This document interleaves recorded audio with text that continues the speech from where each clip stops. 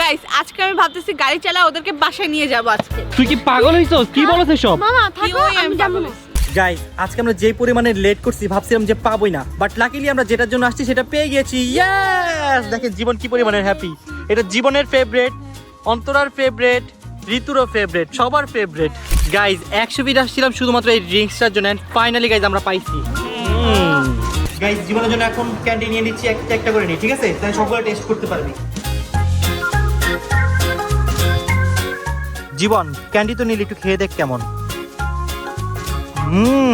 তো খুব yummy yummy লাগছে।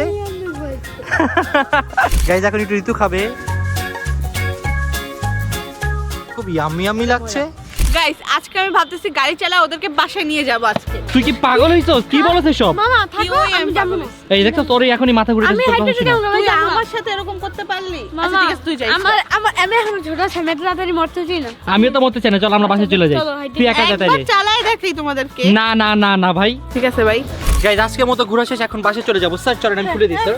ফুলেন স্যার খুলছে না কেন? এই তো আমার লক করে দিন কিন্তু। ওকে স্যার, আপনি ঢুকেন স্যার।